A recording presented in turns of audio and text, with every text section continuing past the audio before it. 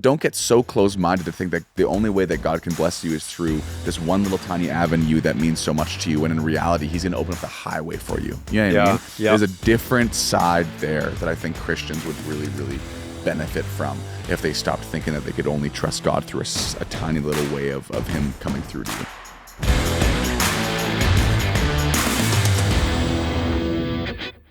You know, stuff has to go. Yep. When you have a kid, as you know, all of a sudden it's like, oh, okay, I thought this was important before, you know, keeping this tidy or keeping that, you know, Totally keeping does. up with this group of friends.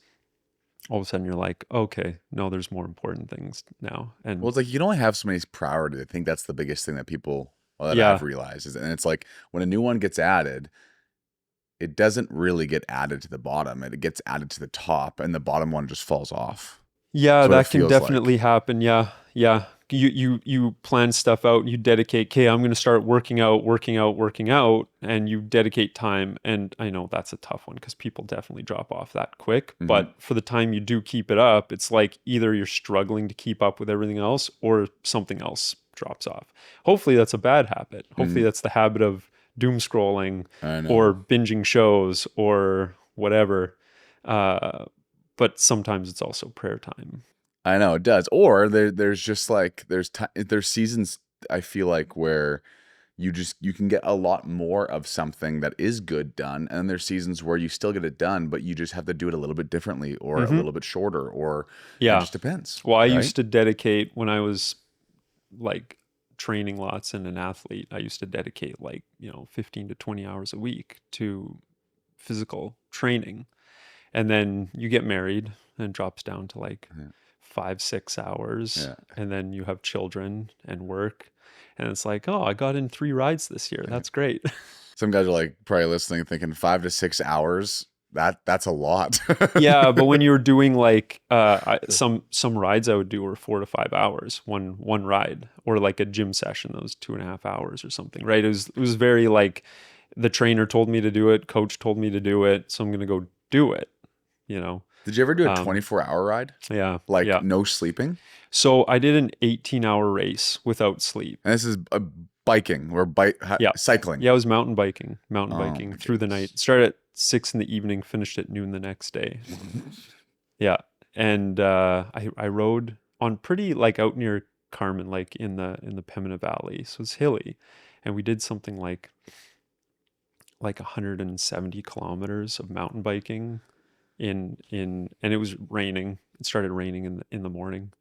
And then I did a 24-hour race, but I did sleep. I started at noon, and I think we rode to about 3 in the morning, and then I slept from like 3 till 7, and then I got up at 7, and getting back on the bike after that, like you are done. wrecked, and you Yeah. still have 5 hours left. How do you know how long to sleep for? Is it like a dedicated? I literally no. It's just complete as many laps as you can. You could sleep for 24 hours and complete no Okay. laps.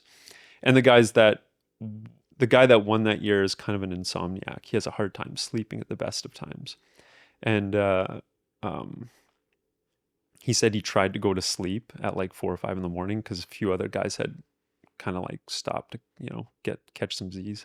And he's like, I just couldn't sleep. So I just got up and I just went at a really slow pace.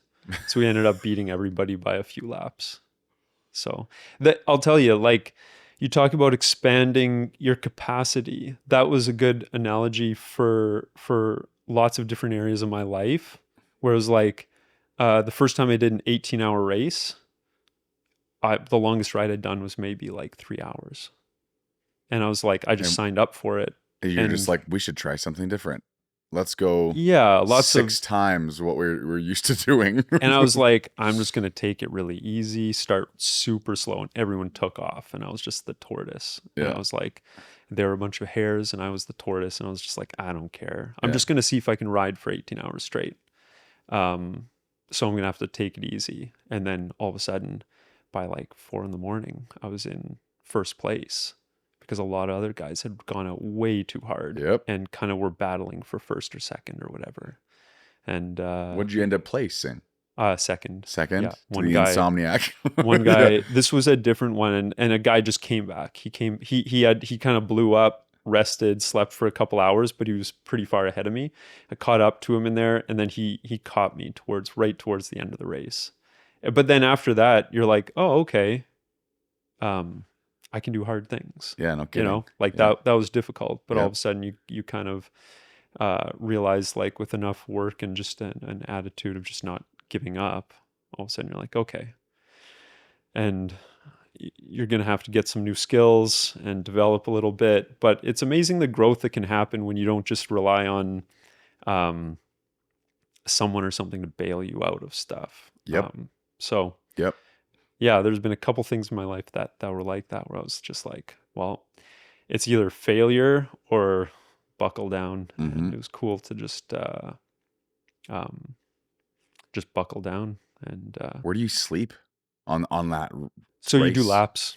So you do laps. just passing guys conked out on their bike on the side of No, the road, or you, what? you, you pull into the rest station, and guys will have like tents set up there, or friends. Lots of people have support staff. So you roll in, and I had somebody there that was supporting two of us. And so I basically brought like pizza, pasta, gummy bears, Coke, and you just roll in, and they hand you like a handful of gummy bears, piece of pizza, ask how your bottles are, and then you get kind of like, you hammer down, eat a bunch of junk. That'd motivate me and for roll another out. hour, knowing I'm gonna get a handful of gummy bears when I roll pretty in. Great. It was pretty Yeah. great. Like, I think I ate like a thing of pasta from Santa Lucia, pretty big, Ugh. and an entire extra large pizza, and like probably like, An entire extra large yeah, from Santa Lucia. Yeah. Holy, Easily. Yeah.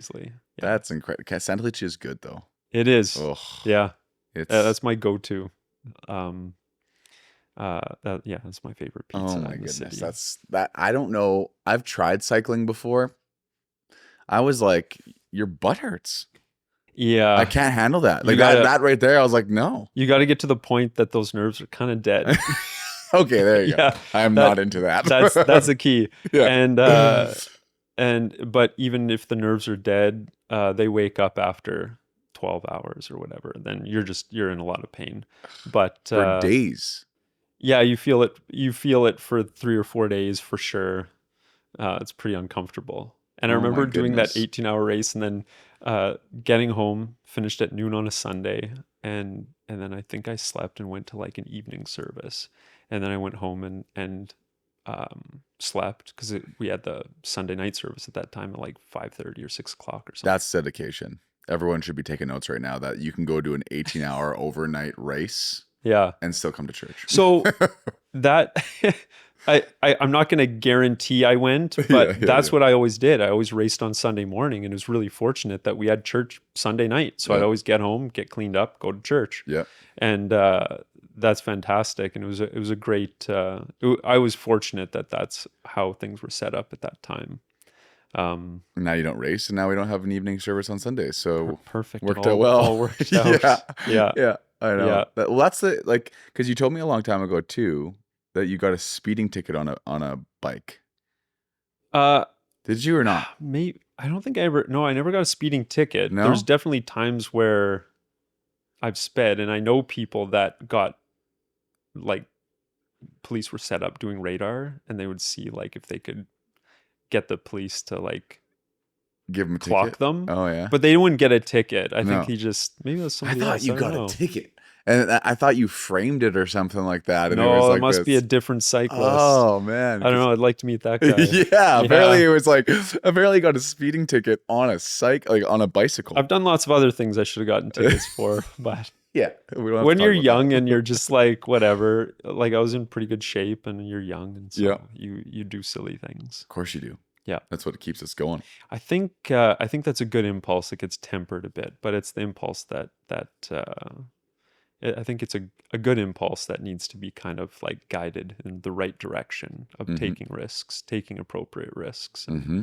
and stuff. Well, So, appropriate risks, I think, are the only thing that leads to learning and growth. right? yeah, I think. and exploration, and like going out on the oceans. Like, I don't know if there's land on the other side, right? That's it's a big risk that people take, right? But Mhm. Were you going following into that guy on space. Instagram that was going across no, the Pacific? no, He like in some traditional boat or something. no, he went just on a sailboat. He bought a sailboat, but he Okay. was like united probably the world, to be honest, Really? whoever has social media, because he was like this 28-year-old kid that thought he had like some diagnosis of Hmm. something in his spine or something like that Okay. that could lead to paralysis at some point in his life, and it's Yeah. kind of like he doesn't know when it's going to happen, and he just got sick of doing the classic job, paying for the classic things, and so he is in America, and he just liquidated his 401k, quit his job, bought a sailboat, Hmm. and literally said, I want to sail around the world. And Like so solo. solo with Crazy. his cat, Wow. with his cat. Yeah. Yeah, that's still solo. So he just finished his trek. Yeah, exactly. He just finished his trek from Oregon to Hawaii. Gee. And he did I think he did it in 23 days or something like that. And he Yeah. posted all the way through, and he was like in the middle of the ocean with not a Crazy. massive sailboat, but he was just Yeah. saying like the things that he ran into was absolutely crazy. But then I'm sure, like you just said, once you get to that once he's in Hawaii now, but the amount that you learn, the amount of risks that you've taken that, Mhm. I mean, may have not been appropriate, because those are pretty big risks. Like that's Yeah. by yourself in the ocean. Yeah. But what he learned, and I bet you what he accomplished, and what he grew from, was like astronomical for And that. and like inspiring other people to what's possible. Not necessarily that everybody should hop in a sailboat and go sail across the ocean, No. but if that, then maybe this, Yep. and I think that's a good impulse. It's a good impulse I think if that guy has a family, then that's pretty irresponsible.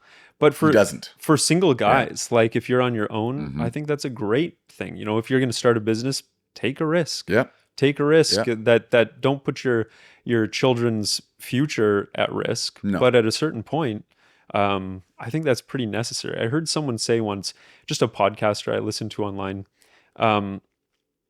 he said, if you look through history, the people that were at the forefront, it's like generally young men that were the explorers, kind of like testing the boundaries always, which is why like sometimes with boys, to kind of raise them to not do those sorts of things. Like I'm pretty happy. Like I would have been diagnosed with all sorts of things today. Yeah. I talked to people in the church that knew me when I was a kid, and they're like, "Wow, you're so calm. You were a crazy kid. Yeah. You were just like climbing everything and wild, and we don't know how you never broke anything, and all these sorts of things."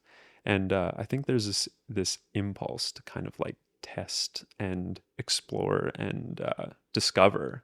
That's really, yeah. I mean, it's super important. It almost feels built into the nature of men It and seems boys, like because it. you see it even in nephews that I have, where it's just like you don't have to tell them to go into the bush and go look around. It's like they just do, and then Yeah. you find them covered in thorns and burrs, and you're like, we So- didn't even talk about this. We homeschool, Yeah. and we have like a homeschool group we're part of, and we'll have these like 4 or 5 families over. My wife's part of a couple different groups, and we'll have these 4 or 5 families over, and she laughs about how when these families show up, there's a good amount of the boys. They literally don't come in the house, and doesn't matter the weather. They're gone because we have a big property. They're off in the bush doing who knows what. Yeah. Finding animals, finding frogs. They'll come back. They're like, "Do you guys have any knives we could borrow?" And the mums are like, "Yeah, that's fine." And give them knives, and hatchet, and they go off in the bush and find out they built a fort. I go find the fort. It's like way off. Yeah. And they'll be out there for hours on end. 100%. And Sydney's like, "Oh, this is great," because like the mums are inside. We can Yeah. just chat and hang out, and the boys are off, kind of. Well, I feel like it's fulfilling something that God put in you to be fulfilled. And Yeah. when it doesn't, you start to lose sense of purpose, and you start to lose sense of identity, and you start to Or lose when a you're lot of told different it's not a things. good impulse. When you're Right. told like, no, like sit and watch this Totally. thing on YouTube. Yeah. Well, you were talking, I listened to the men's thing. I thought it was really good with Chad and them Oh, about yeah. about technology and stuff. And it's like a problem. But what do we do with this thing, this Pandora's box we've been given? Do we open it? When do we open it for our kids? Because once you open it, I mean, I've just seen so many people. It's like there's so much in the world to explore. Like, be careful when you give your kids. I know. this I know. incredible technology, but it's a Pandora's box that if you open it, it's pretty tough to close it again. Well, and where's that line between teaching your kids self-control and proper usage Yeah, and what age, right? Like yeah, it's all different. I obviously married a teacher. Jessica was yeah, before she was a stay-at-home mom, she was a teacher. yeah, And we laughed because I'm like, I would have been the last person that people would have thought that would have married a teacher. Like my grades in high school were brutal, and it wasn't because I wasn't smart. It was because I didn't care. Like I was yeah, like, I would way rather a relationship. I would way rather hanging out. I would way rather skip school and walk to 7-Eleven. Like that was my life. And yeah, I was 100% dishonest all through high school to do those things. Like that's just how I was. yeah. And to this day, it's like, yeah, there's things that I wish I did different. But when I go back to some of my, like, we found some of my report cards recently from like grade 6, grade 5, grade 8, like all these different ones. And like grade 6 already, it was like so funny. It was like they do like a chart of like, where they have questions that are asked, and then it's like, how often does he abide by the rules of the class, right? And then you can answer like C for consistently, U Right, for usually, and then S for sometimes, R for rarely, and right. N for never, or something like Yep, that. yep. And almost all of the answers were usually for me, and I got a couple consistently's, which I was proud of. But I just didn't care. Like I was just like, I just don't think that, I don't know, like what you were saying before, it just felt like for me, it's like, I need to be out doing something. I need to keep like Yeah, I don't know, just something new, something different. I like taking risks. I like doing new things. I like exploring. I like living on a property like that where you can just go walk into the bush and just go have some fun. Like that's how I've always been. I was a terrible student Hmm. as well. I'm not saying you were a terrible No, no, student, I was but terrible. I was a Yeah. terrible student. Yeah. My mom just handed me my transcript actually like 2 weeks ago. She's like, I found your high school transcript. I was Yeah. like, why are you giving Yeah. this to me? Because now my kids know how bad of a student I was. But it's because I think in hindsight, the second I left school, any thought of studying, homework, readings literally left my mind. I was like, okay, what are we going to do tonight? Yeah. Oh, I want to go for a bike ride here. I got this up. I have martial arts tonight. Um, and I was just excited to do a lot of other stuff. And I didn't put a big emphasis on academics. And Hmm. my parents didn't push me, ironically, because my dad was the administrator at the time. Yep. I was gonna say that's probably why. I mean, you I have a don't know. principal as a dad, Yeah, so but it's like, he didn't push, which I appreciate a lot. To try to make me into like, well, I'm the administrator. He'd better be, hmm right? I mean, your dad was a school president, and hmm it's like, okay, well, I'm this president. He should be maybe getting all top level, right? But well, it's it good comes that you with didn't like get pushed to that, totally, and it comes with like sometimes uncommunicated expectations from your peers, your teachers, a lot of different things, right? until you're in their class for a month and they're like, okay, this is how this is gonna go. Like it's not gonna be what we thought. But that's what makes the world go round, and that's what makes the world successful, and that's what makes everything, is the fact that you find the strengths of people and you encourage Right, them in them, right? right. Like that's like, you can say you were terrible in school and your transcript might have been brutal, but it's like, I don't know a whole lot of people that go on 18-hour bike rides and have the discipline to do things like that. Like the discipline's still there. The what you needed to know or learn was clearly taught and caught by you. Yeah, You know what I yeah, mean? yeah, So I feel like, where is that? Like it's an interesting line, because for me it's the same thing. It's like you go back into what I like my high school marks, and they ain't great at all. Like yeah. in fact, I should have been working in the library, and I was probably slacking off most of the time, just Right. hanging out with whatever grade had a spare. Like Yeah, that's where I yeah, was all the time. yeah. But it's like, Me too. as long as you learn the discipline of it, I think it's important to graduate high school in the sense of, even if you hate school, it's brutal, you're brutal at it. The discipline that it teaches you to stay with something you don't like to Yeah, see it through, I think is very important. But it's like, you see people all the time.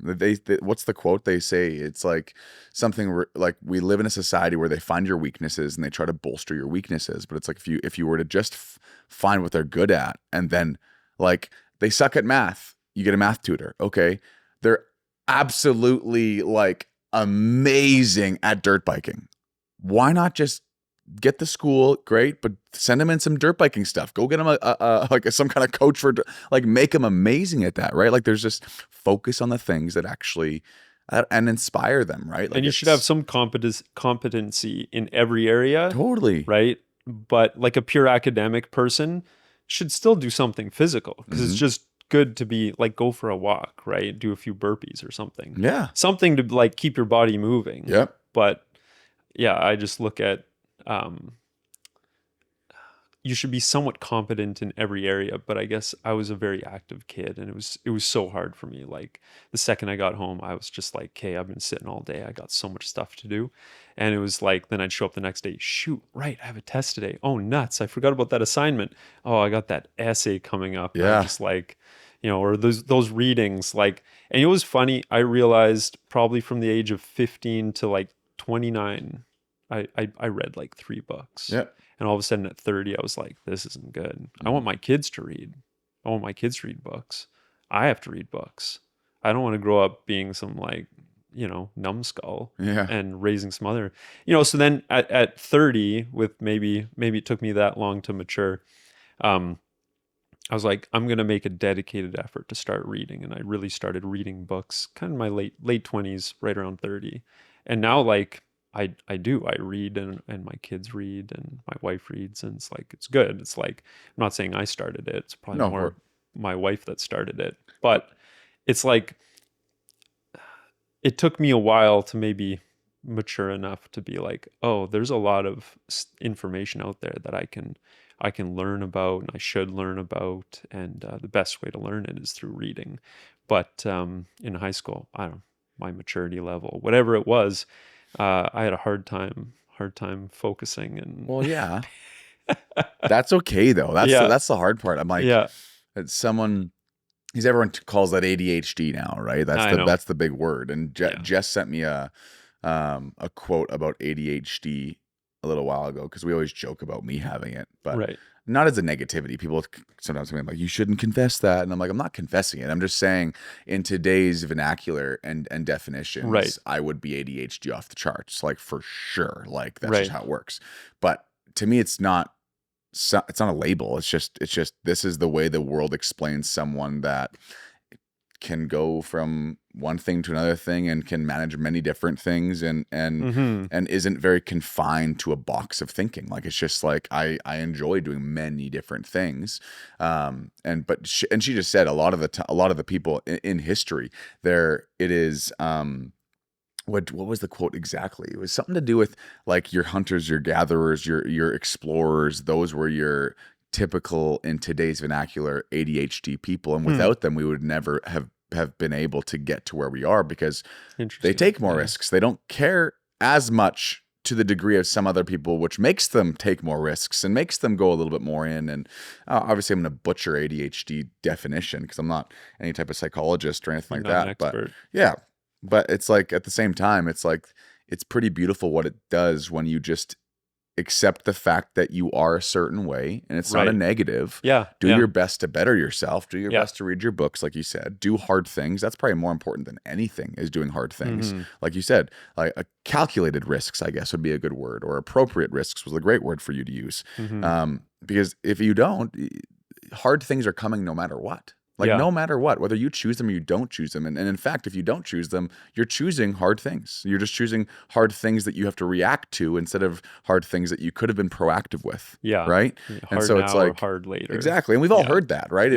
But because when my wife was pregnant with Brooke, I actually had this like time where I was like, what do I do? Like, I want to be passionate about things that I want her to be passionate about. Right. And so I had this big thing for like a month where I was like, what should I take up right now that she's going to love to do? Right. Because I want her to see her dad passionate about something that's healthy and strong and produces good character, produces a good life, a good work ethic, discipline, doing hard things, whatever you want to say. Right.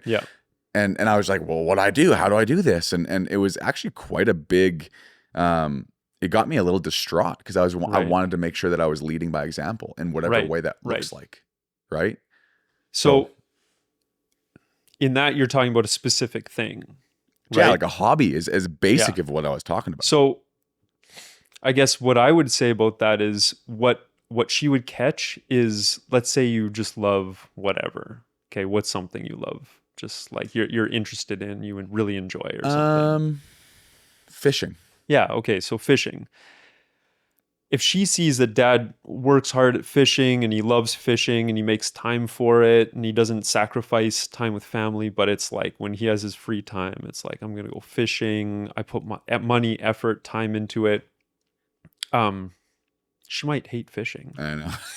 Yeah. but she's going to say, oh, what we do is we put effort into things. Mm-hmm. We care about things, Mm-hmm. right? So what I have found is like, I like technical things. I build things. I've always been pretty active. I wouldn't say my kids are particularly interested in you know being an athlete Mm-hmm. of any kind.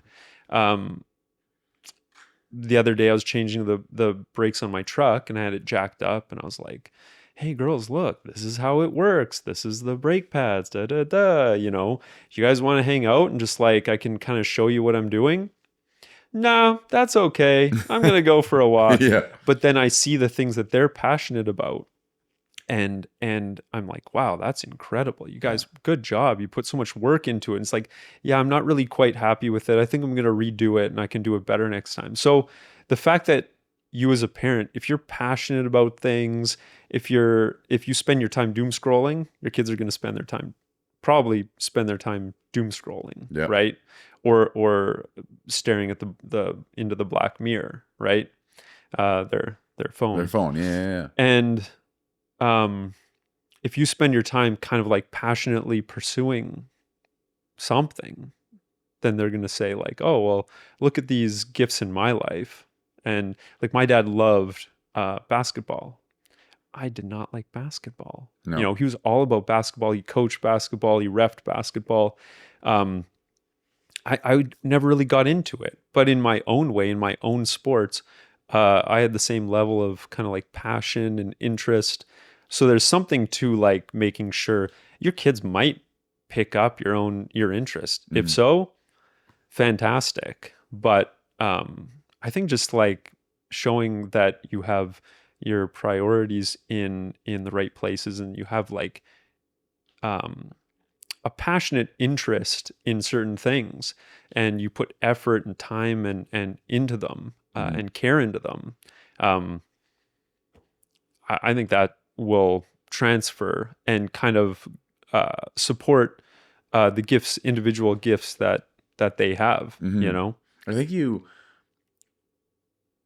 pass on from what you just said more, it seems like character traits, or Right. rather than your Yeah. interests. Yeah. It's like they might, but Yeah. it's like you're rolling a dice a little bit, right, to see if they're actually going to get the exact interests that you also like, right? Right. But if you say one of them's like, it's not really exactly the way that I would like it, I'm sure they got that excellence from Mhm. someone, right? It would Right. be you or your wife or both of you, and I think that's very important too. But if you were someone who school wasn't your favorite, athletics were a big thing to you for a while, whether that's cycling or whatever else it might be, where did the fascination with Christian apologetics come in then?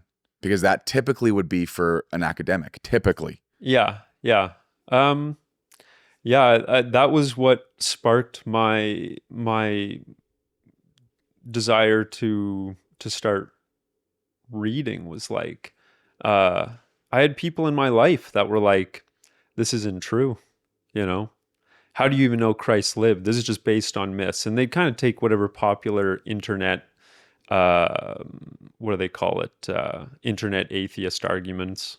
Yeah. They kind of take whatever popular one you could put into a 4-minute YouTube clip Yeah. and they'd spout it off. And I had a few people in my life like that, and some people I knew who had some pretty strong, I'd say very strong and faith-filled non-believers in their Yeah. lives. Yeah. and so I started to be like, oh, what is the foundation of my faith?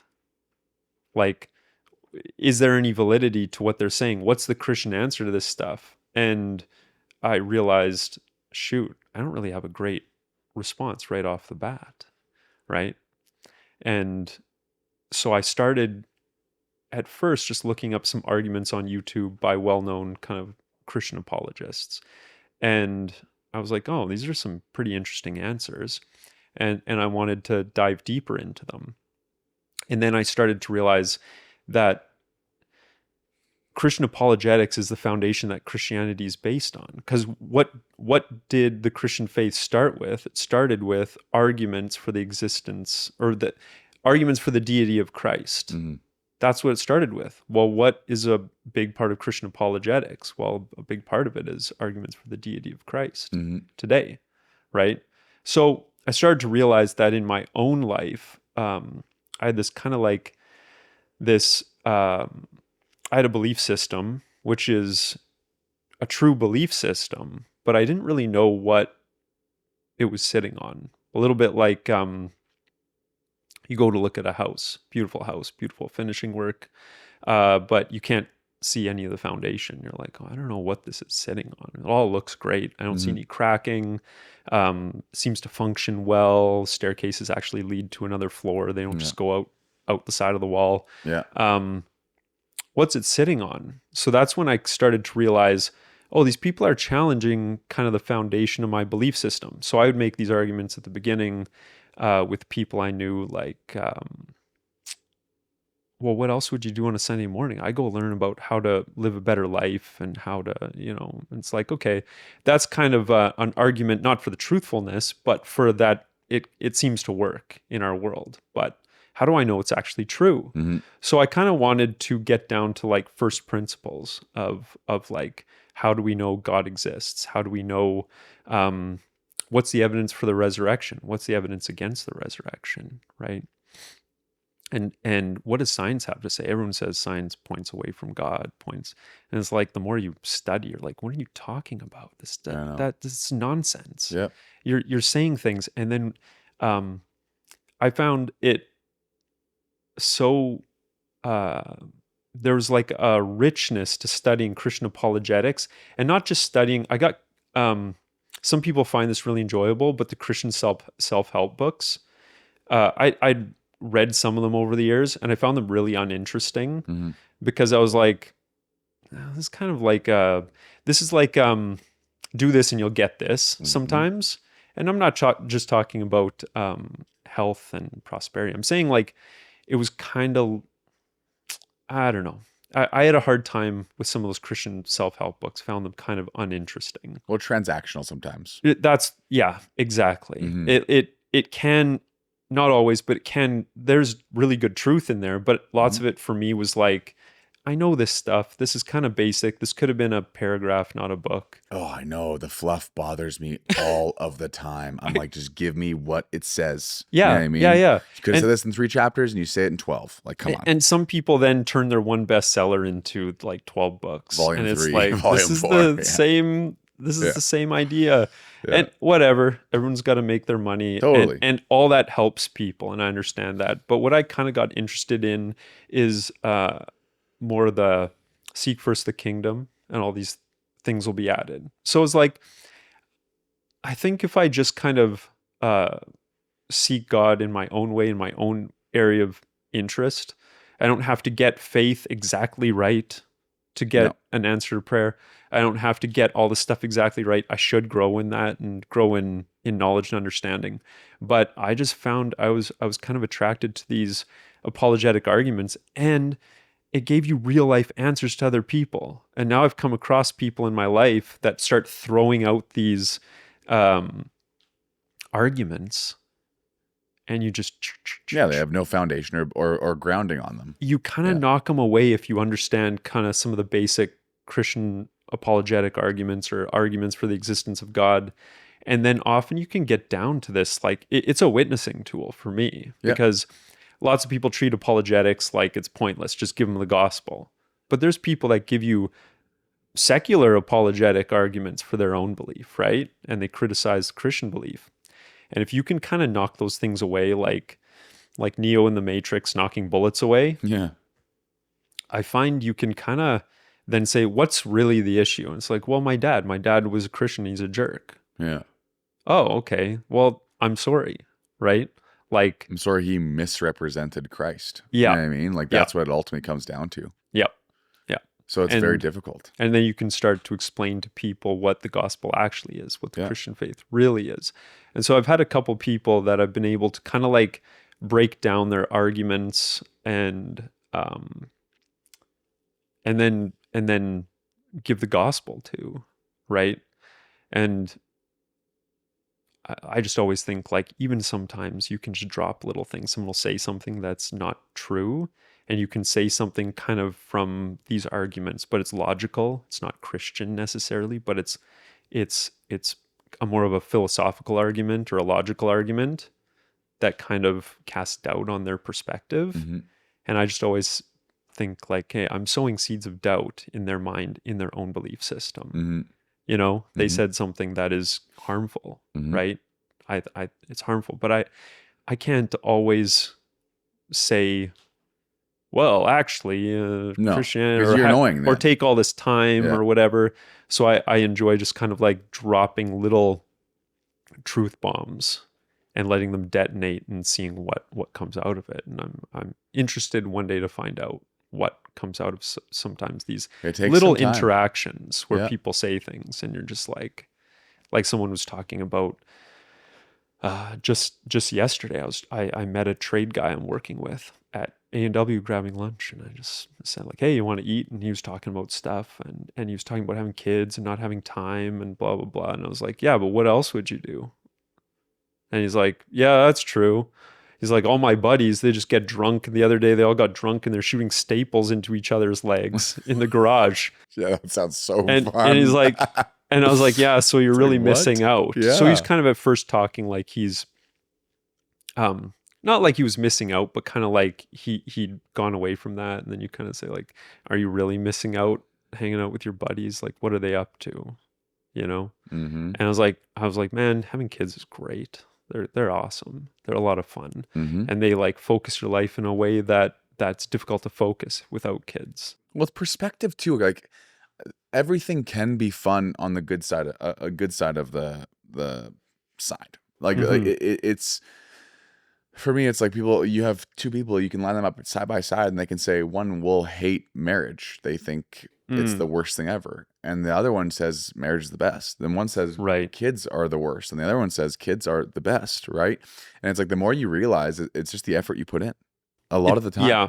Like, Yeah. of course, you Yeah. can marry the wrong people. Of course, there's different things that go in there. I totally get that. I'm not trying to make it so simple, but for me, I think you see a lot of people in life just not put the effort in. Yeah. And it's like don't get married if you're not willing to put the effort in, or if you feel like the person you're marrying is not worth the effort, because it's going to be a terrible marriage. You know what I mean? Yeah. And so it's just like, yeah, and that's what I'm saying, right? Like even with Brooke at home now, it's like I'm like like on Sundays I typically am gone at whatever time. So I'm probably leaving my house at least by 7 a.m., sometimes 6:45 to get Yeah. to the church and do some prep work before we get to the three services. Yeah.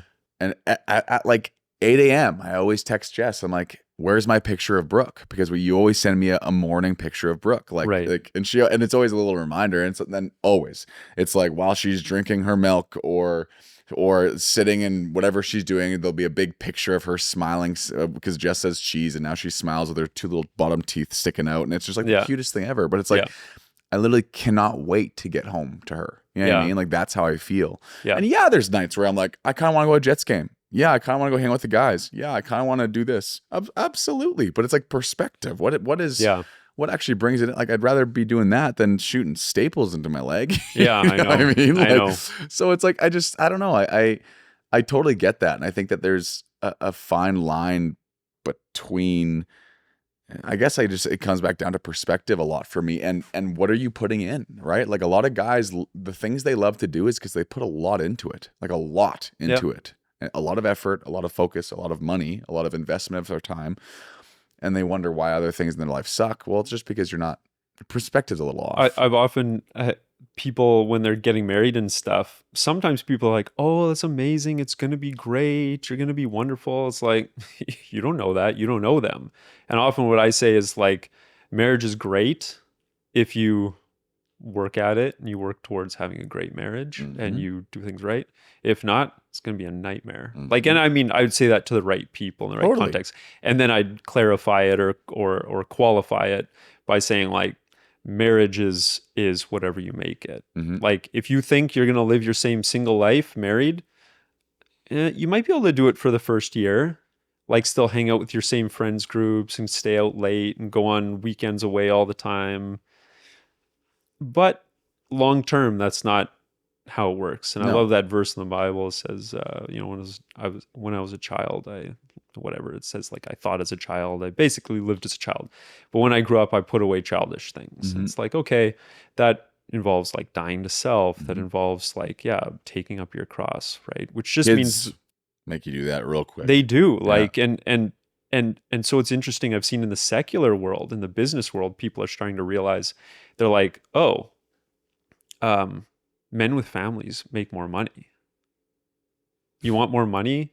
Like you should probably have a family. Well, because you have a purpose to what your money is going towards. Mm-hmm. So you'll be willing to work harder, strategize better. It's not just for your own pleasure, No. right? Your own going to the Jets game. All I need to do is go to 10 Jets games a year. I want to go to Mexico in winter. I want to go here, da, da, da. And once I hit that, everything else Boring. is just about relaxing, Yep. right? But if your goal is like, no, I need to do this, I need to build generational wealth, I need to you're going to work a lot harder at it, strategize about it more. And I think you're in God's will and God blesses those actions. Whereas the other side, it's kind of doing it on your own. If you're Mm-hmm. just like, I'm just going to live for myself, Mm-hmm. selfishly. And I've seen a ton of that in social media, which is like, forget women, forget kids. They're just going to suck you dry and hold you back Mm-hmm. and I'm just like, oh man, you're gonna live that life for 5 or 10 years, hopefully not that long, but you're gonna realize it's pretty empty at the Yep. end. Yep. You know, Everyone always goes back to the what the meaningful things in life are yeah, when it comes to their family or most people. I mean, I'm sure there's some happy solos out there, obviously, but I just more mean like most of the time you're like, I got to do this for something bigger than myself. Even if it's church or building God's absolutely, kingdom, yeah, right? You could yeah, be single and no family and no yeah, marriage, but the purpose is this is what I'm doing it for. I'm still helping people. I'm yep. still changing Well, and lives, that's right? the beauty of the church family. Yeah. It gives someone who doesn't have their own personal family a family to be a part of, right? And it gives you that same purpose in a way, Yeah. right? Like it's the father to the fatherless. It's like it's something to people who are yeah, who are single or whatever. I've seen so many people in the church. Um, I've even seen people who are like, I don't think I should ever get married, and they just commit to living a life of service in the church. And Mm-hmm. Paul talks about that. Mm-hmm. And I think that's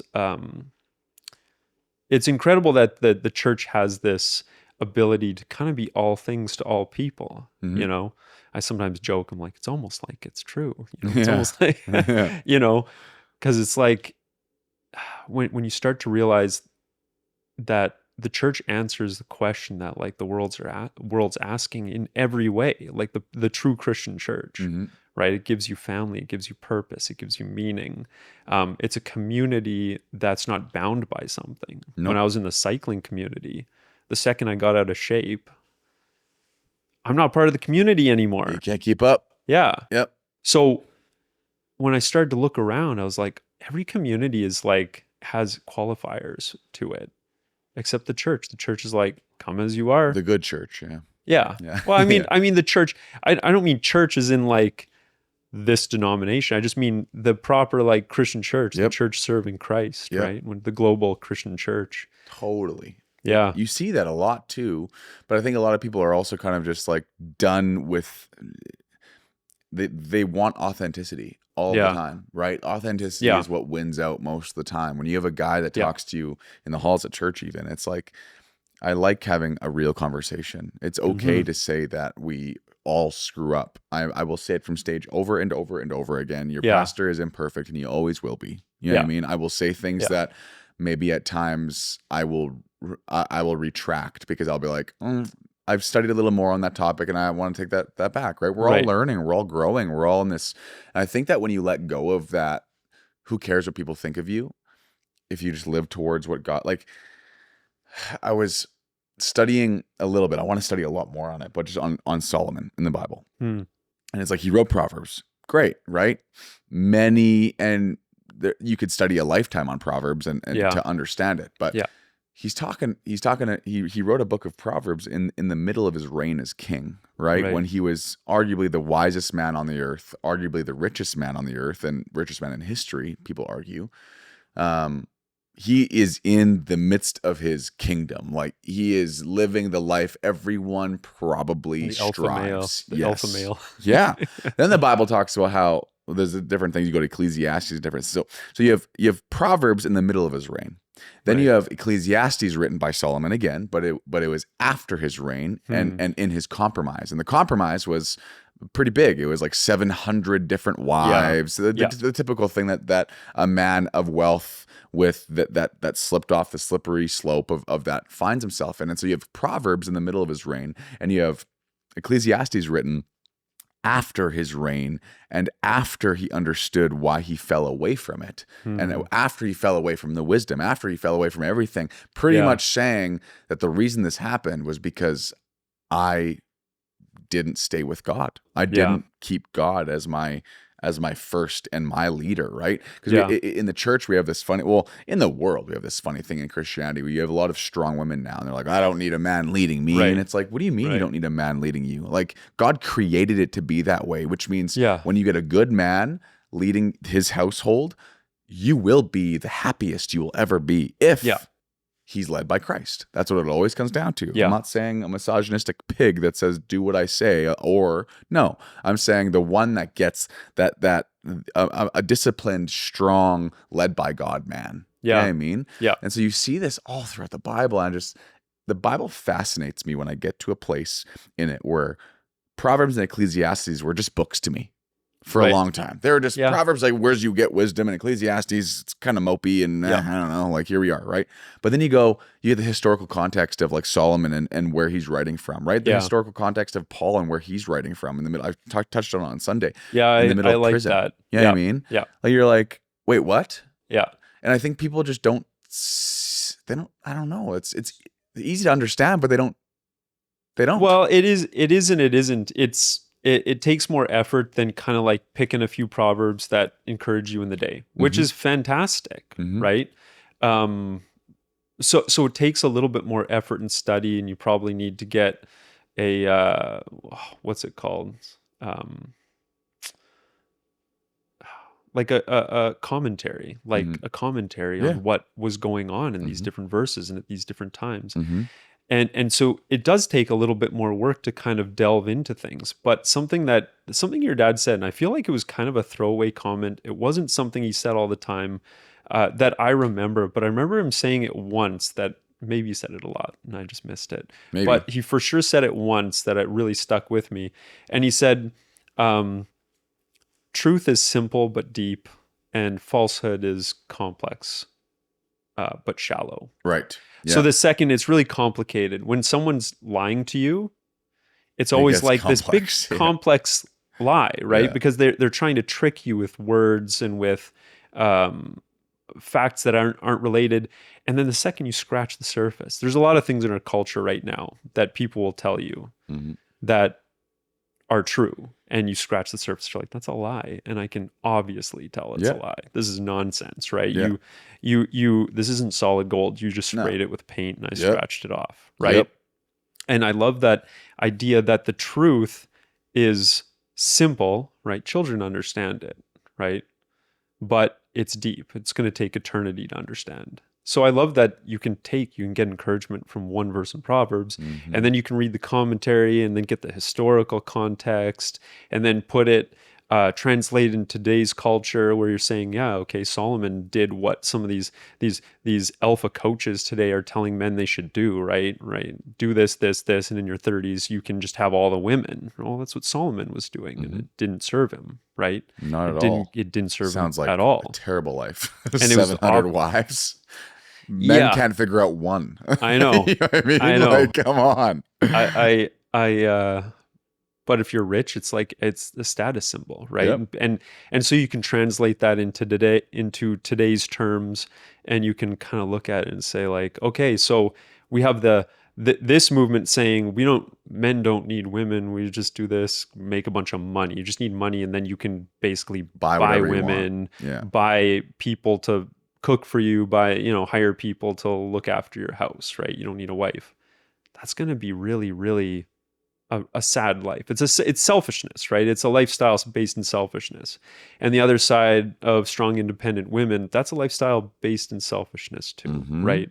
Chelsea Mm-hmm. Handler, a comedian, came out recently, posted a video that people kind of criticized her, well, really criticized her for, where she's like, I don't have kids and it's great. I can wake up at 11 and go to brunch whenever I want. It's like, okay, Whoopee. okay. She's an easy person to criticize, though, Yeah, unfortunately. and I don't want to Of criticize course. people. I'm just saying that mentality that she's bought into, I think, where she says like, this is better.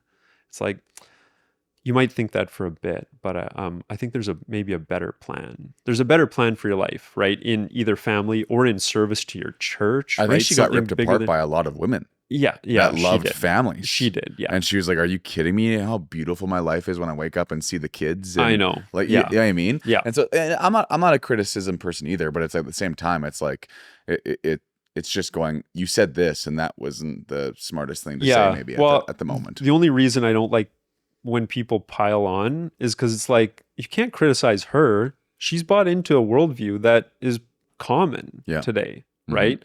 You can't criticize a lot of these guys because they bought into a worldview that's common and is spread all over the place through social media. And so I have a hard time criticizing the individual, and I don't like it when some kind of more conservative people criticize individuals, where it's like they're just believing what the common worldview is, right? So, but I think I don't know where I was going with any of that. That's okay. Somewhere super smart, and intellectual. Yeah, I know. But yeah, I forget where all that was going. That's okay. Good. That was what I was like. I don't know. There's rescue us, Zach. Rescue us? Yeah. Yeah. Yeah. I can barely rescue myself on stage on Sundays. Okay. I get too far and then I get into some, you see, I rant about traffic and random stuff. So that's perfect. That's perfect. Because it's very, people can identify with that. Yeah. And, that's what I'm saying. Like, I think, I guess I just get, I don't know. You listen to some debates sometimes and it's like, they're almost pointless to me. Because I'm just like, you have two people that are never going to change their beliefs ever. And it's nice. It's nice to get to understand both beliefs for sure. Yeah. But it would be cool to watch debates that end with like, wow, I've never thought about that. But typically it's just who has the better sayings, the better points, the better answers. And that's where it goes to, or it's just like try to make this person look as stupid as possible. And then at least the crowd will be on my side. And if the crowd's on my side, if it's a live debate, then I have you. You know what I mean? Right. Because this guy's going to fall apart when everyone's laughing at the comments that he's making. You know what I mean? Right. Yeah. Because you see, I've been watching those Jubilee YouTube videos. Yeah. They fire me up sometimes where I'm like, oh my gosh, I can't handle this right now. Like it's just like you have Jordan Peterson that's surrounded by a bunch of people, right? Yeah, I watched that one. And he could have done better in certain ways, and that's okay. But it's like, and I don't think he's necessarily the best person to be in front of people like that. I don't either. No. And I don't know if I would want to either. But some guys were just, you could tell they were like, they had an agenda the second they sat down. It wasn't even to have a conversation with them. So I've kind of found there's two types of people. There's people that are kind of, it's like self-satisfied and self-assured and highly critical. And they're so, it's like that old question. Dennis Prager used to ask this question in debates, right? He's this Jewish conservative guy, but he would ask questions of people. How certain are you of your atheism? Like, would you say you're 100% certain? And most atheists would actually respond to him, yeah, I'm 100%. Yeah. And he's like, okay, I'm not 100% in my faith, but I'm far more likely than not. Yeah. You know, I have questions, I have doubts. Yeah. And I I think in some of those people's attitudes, in that especially in that one with Jordan Peterson, you could see a couple of people sit down and they're very, very certain of their beliefs. And I love watching debates or discussions, contentious sometimes between people where they're really trying to find the truth, you know. And um, there's one atheist, I won't even name him, but there's one atheist guy I like to listen to because in his discussions, he really like he'll be he's very bright and very hard on Christians on certain things. But when he kind of meets his match intellectually, um, super respectful, Mhm. very asks really good questions, gives ground where he knows like, yeah, you have me beat here. Like I And don't have a that's what I would love to listen yeah, to. Yeah, you should send me those guys because I will, yeah. yeah. No, well, I'll say like Alex O'Connor, and he I think it's called the Cosmic Skeptic, and he's a very bright, very intellectual guy. He was a very self-assured, very certain atheist when he was younger, but in the last couple of years, like he has these really good discussions with high-level philosophers in the Christian realm, apologists in the Christian realm, and um, he asks really good questions, Hmm. and he's like, I'd love to be a Christian. Hmm. I'm just not there. Yeah. Like I can't get past a couple hangups. Yeah. And that's so honest. I It love that. is. Yeah. So in that way, I know what you're saying. Some debates get really ugly and it's just about scoring points and, you know, owning them and so you can post the little thumbnail that says like destroyed or whatever, It right? never really is. On It's social always media. like, yeah. But yeah, I mean, if you watch the whole thing, no one rarely do people actually get destroyed. You're there to learn. I mean, I got into apologetics a while back, and it was for the wrong reasons. It wasn't because I had this interest in learning. It was because I had people in my life that I felt like I needed to debate at times, and I Right, didn't have a good grounding of my debate. And right, so, because right. of that, I guess motivation, I didn't stick with it at all. I Right. bought a bunch of like, why does God allow evil books and Mm, these different things, and read some of them, and nothing really stuck because I wasn't interested in it. I was interested in either winning an argument or sounding intellectual to a friend who might not believe what I believe. right. And to me, it's like the best kind of evangelism is you finding your passion and just sticking in that lane. Mm, You look at Tim Tebow, for example. yeah. You he To listen to him talk about God, and he's not talking intellectually crazy deep like a philosopher. Yeah. He's convicting just Right. because his love for God is so strong, it is unreal. You know what I Yeah. mean? Yeah. But he doesn't answer any hard questions for you, nothing. He just kind of shows you what it's like to follow him, and that's it. Presents Christ to people. Totally. And then you have Yeah. other people that are like, they are on the philosophical side and they Yeah. do get really deep into apologetics, but it's the passion and the love that Right. draws me in, Yeah. not anything else, right? Yeah. And so for the wrong reasons, to be the best person at debating, whatever it might be, that just, I don't know, it never stays. And that's why I was saying to you before, like something as simple as just understanding when Ecclesiastes and when Proverbs was written, Yeah. just lit a passion of, wow, that's really cool. I never Yeah. thought about it that way, right? And it starts to change things. The fact that Noah built an ark and he built it for over 100 years, like that's just like that boggles my mind. Yeah. You know what I mean? Like Yeah. it's the small things lately that, and to me, it's like that. And I'm just not the person that's going to save someone who needs apologetics to the Sure. very core and Yeah. understand these hard fought questions, because for me, I don't need that answer for me to Yeah. believe, Yeah. right? It's as simple as that. But I do believe that God will have someone else. I like what you said about like your passion. Like everyone has a passion in their own way, and there's some people are just worshipers and they Hmm. worship, and through their worship that ministers to people, Hmm. right? Um, and people who just really understand certain aspects and feel kind of lit up when they study them. Uh, I I I think that is a great witness, right? Or just like your volunteerism, like that guy just pitches in everywhere. Yeah. Why does he do it? Because he loves Jesus. Yeah. And Jesus said, like, serve people. Yeah. Oh, okay. Wow. That's a witness, incredible Pretty witness, simple. right? But Yeah. then there are people who are like, there's one scientist who I really enjoy, and he talks about his conversion. He's like, it was a slow and painful conversion. It was 10 years of breaking down these arguments. I had so many questions. And he's one of those people that's kind of, too smart for your own good. Kind of like Jordan Peterson a little bit, where he really needs to have these answers in his head perfectly to come to faith, perhaps. Or I don't know where he's at. Who knows where he's at Yeah. exactly? But for some people like that, the apologetic, coming across someone who can kind of work through different arguments and break down ideas and answer questions, it's like there's a need for it. It's Yeah. fantastic, right? And I find that interesting. And yeah, you don't use it all the time, No. but I enjoy it. And then I found the more I learned, the more I could actually answer questions for people. It's interesting, right? God will use your gifts and bring people across your path. It's almost like he's like preordained things or something. Yeah. It's weird, hey? I'm being It's sarcastic, odd. I know. but yeah. Well, that's how it is. He wants to use everyone in their. I mean, church is the same way, and I mean churches in like the. The ecclesia. Yeah. The followers of Christ. Yeah, followers of Christ, but in I guess the local church more so. Like I mean like the ecclesia for sure, but I just more mean like even at Springs, for example, like that the people that make up the Church of Springs, right? It's of course we're all part of the church. Like we are the church, and it's not a building. It's just four walls that we get to all go hang out and make community in, which is fantastic. But for me, it's like that's the beauty of church, though.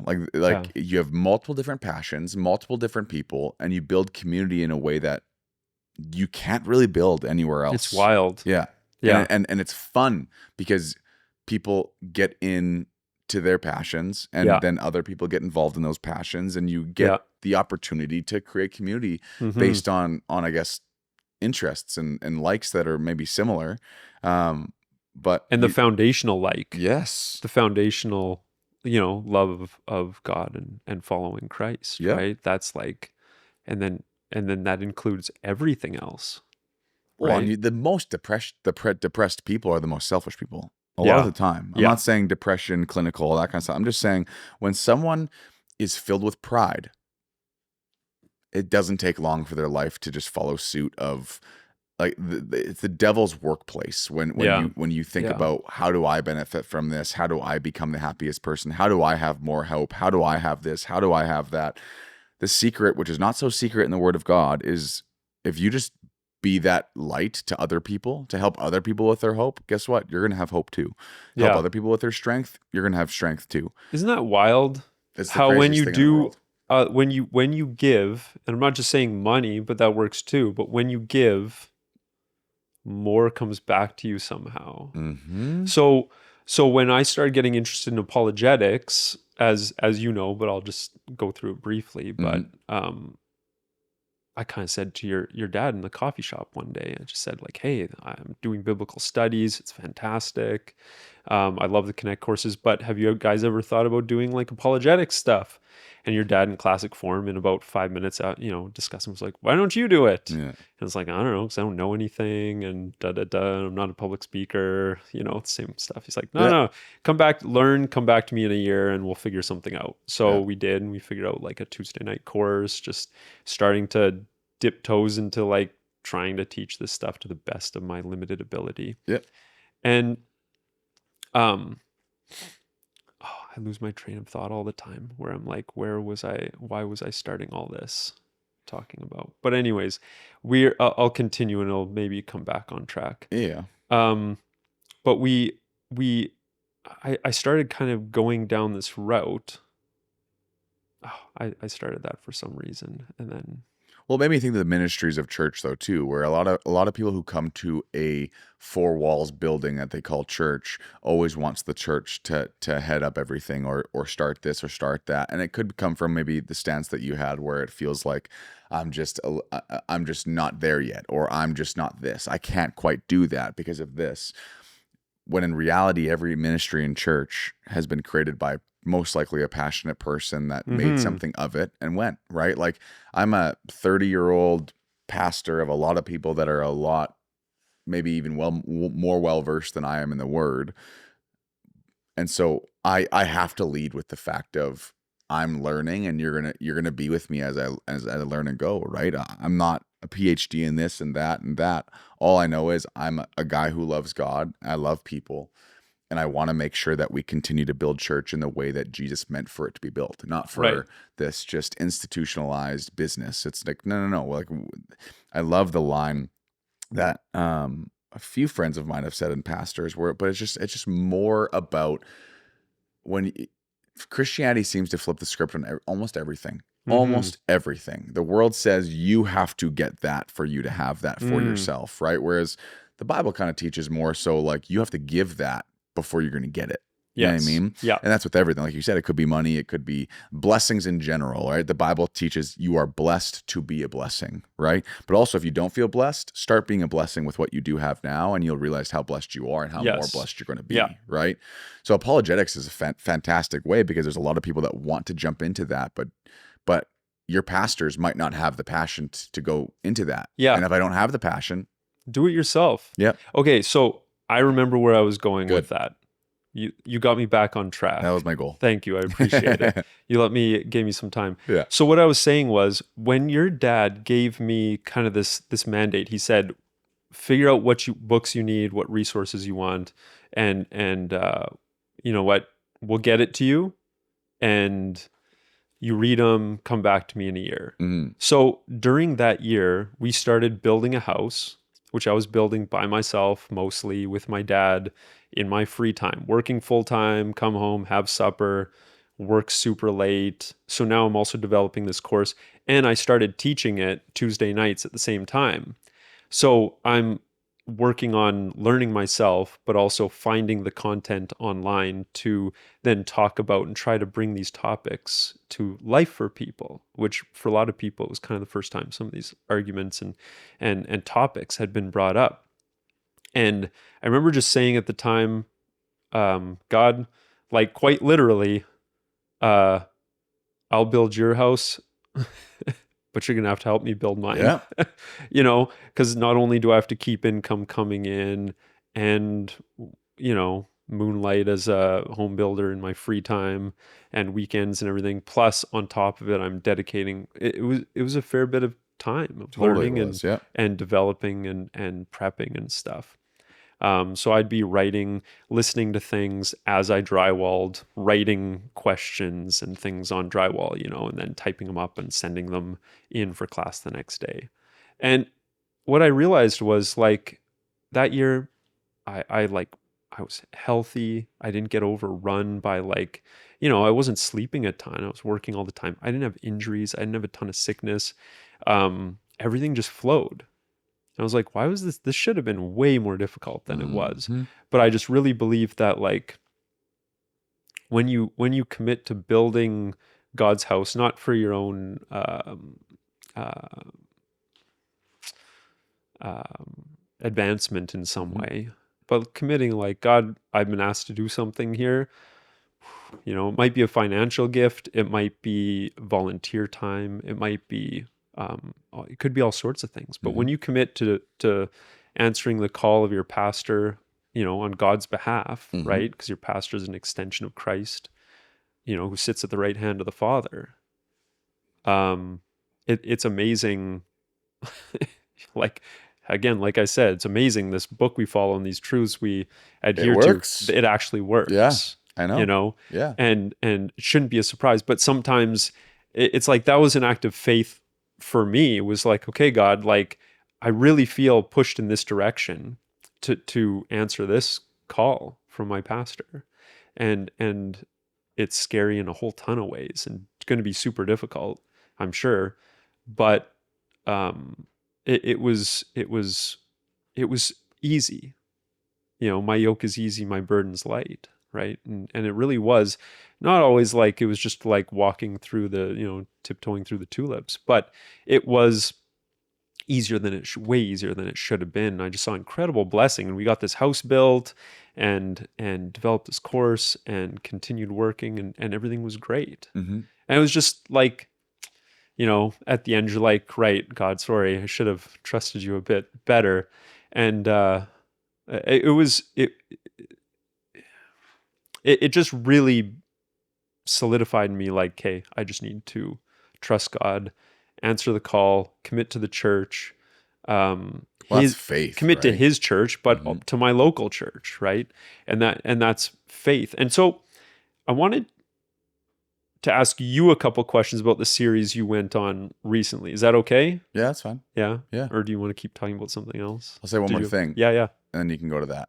The fulfillment side, I think people don't realize that, like, when the Bible says here's what we are to do, and it has to do with loving, serving people a lot Yeah. of the time, right? The commissions and different things, that the Great Commission, obviously, love God, love people, and then of course what we're called to go do.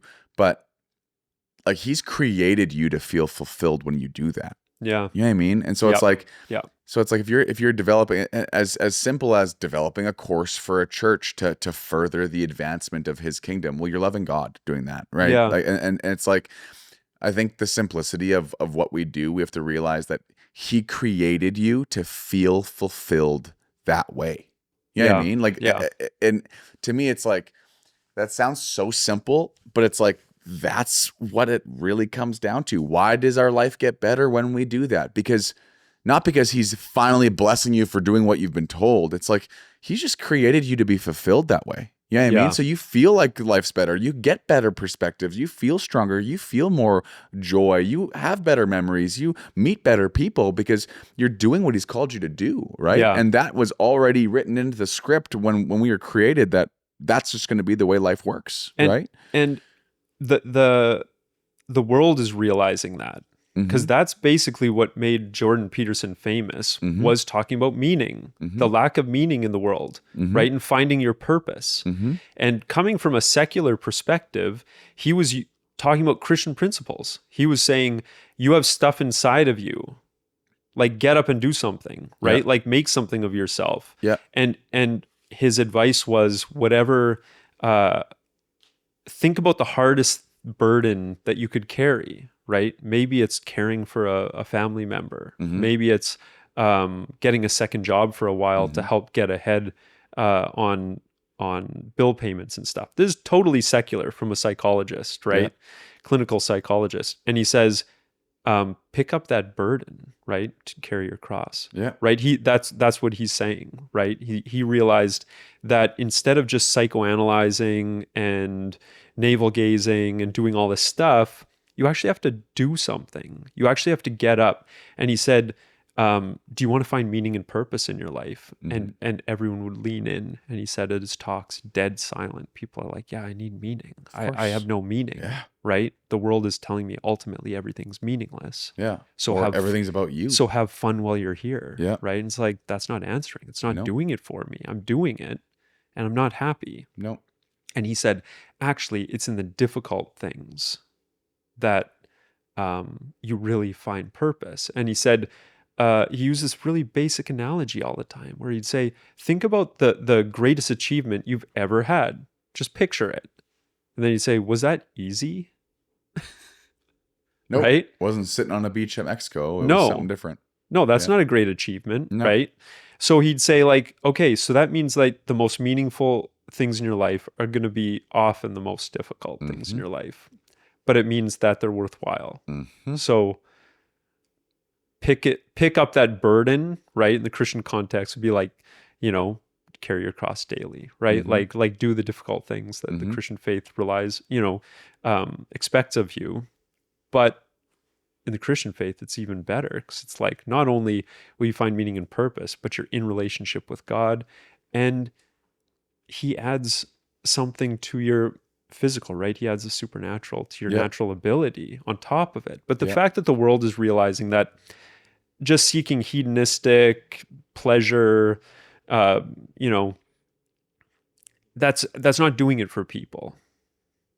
People are unhappy. There's more mental health issues, substance abuse issues in the West than in third world countries, right? And it's like, okay, so you have incredible wealth, incredible abundance, Yep. but you also have something else going along with it, because it's not being done the right way. Nope. And I it's love not. that they're even starting to realize, like, there's people even now saying, like, I take one day a week and I just put all my tech away. I'm like, oh yeah, that's God had a name for that.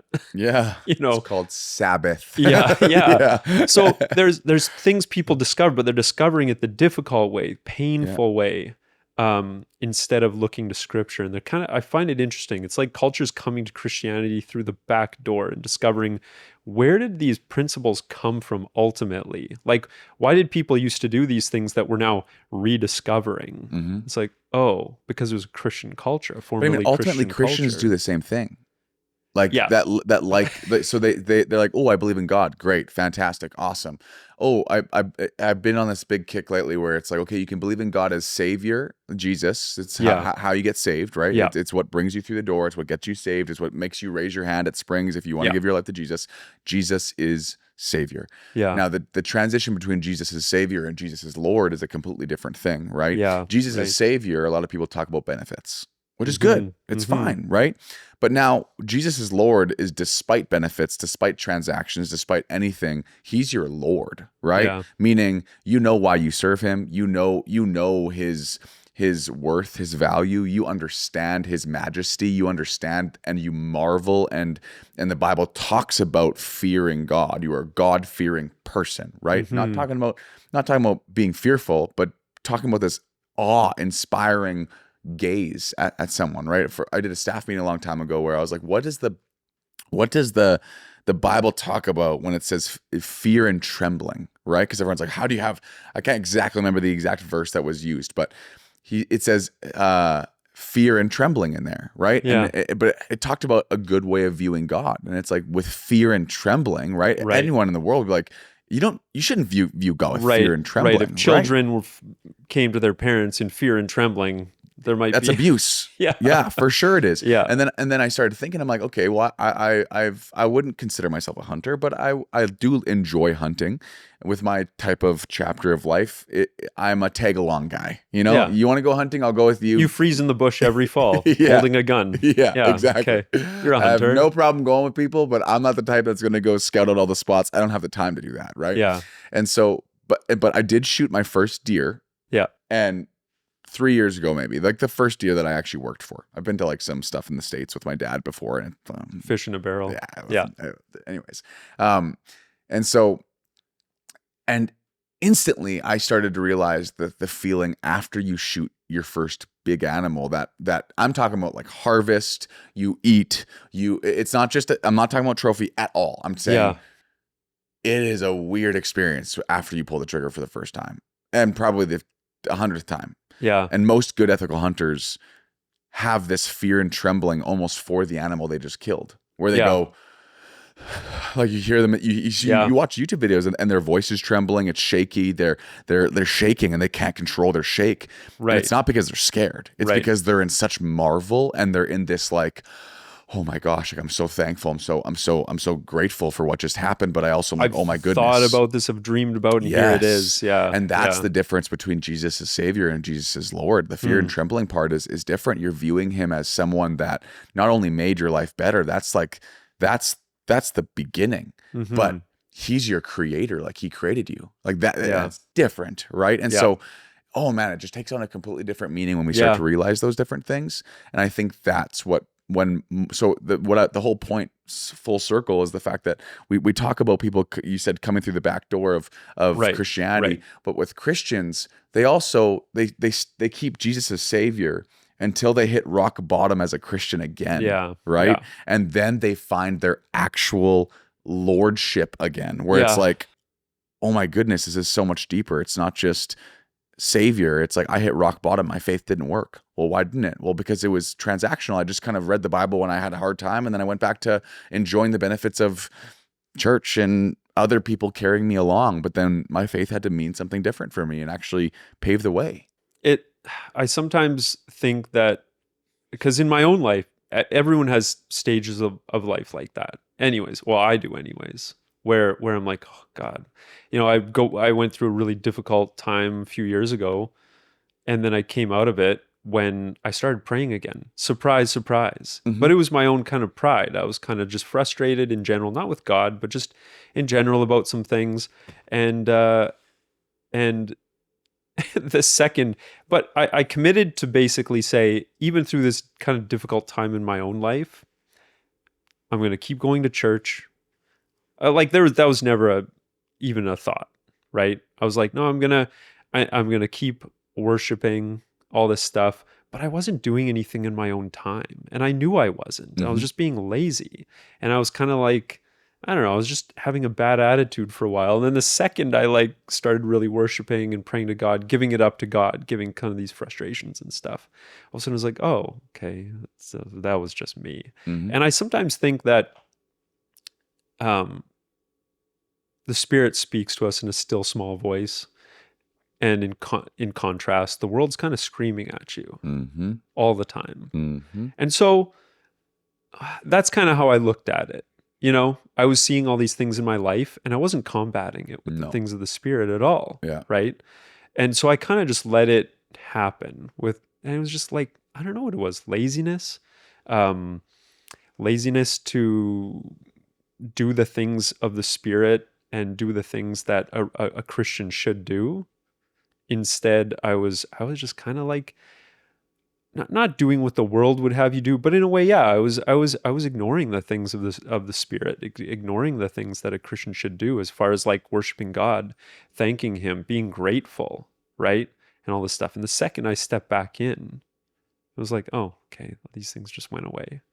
And it was a good reminder to me. It was just a time in my life that you go through and you come out of, and you're just like, and it wasn't that long, but it was a good wake up call for me. But I always look at him like the Spirit speaks in a still small voice, and the world's just screaming at you all the Mm-hmm. time. The physical realm is loud, Yep. right? It's bright, it's physical, it touches you. That's the realm we kind of interact with a little bit more. And the spiritual realm is like this quiet, if you leave it alone, it'll kind of leave you alone in some ways. The good side anyways, Yep. right? God's influence and the Christian influence will kind of leave you alone if you're not engaging with it. I always go back to that picture. I don't know, have you ever been to Vatican City? No. Okay. So I've been fortunate enough to go to Vatican City and see the Sistine Chapel. And I always kind of remember this. But if you look at the Sistine Chapel, basically it's Michelangelo. He painted the Sistine Chapel. It's just a story of the Bible everywhere, right? And all that, as they call them, saints. But it was just the people of the Bible, the stories of the Bible. And right in the very middle of the ceiling is God and Adam. And God is like he's reaching his hand out, like stretched fully with like angels by his side kind of holding him, and Adam's kind of like lying there with his hand limp. Yeah. And they're not touching. Yeah. And I just always think that that's a good reminder for me, like it doesn't take much to connect. No. You just have to move your finger a bit and Yep. you're connected. Yeah. Right? But this laziness, this world, these things, whatever. Not to mention the unconditional love of God showing you that I am doing everything in my power to connect with you. Yeah. You know what I mean? Yep. But I still can't connect with you if you don't connect with me. Yep. Absolutely. And well, that's, so I think, the good intentions that you like.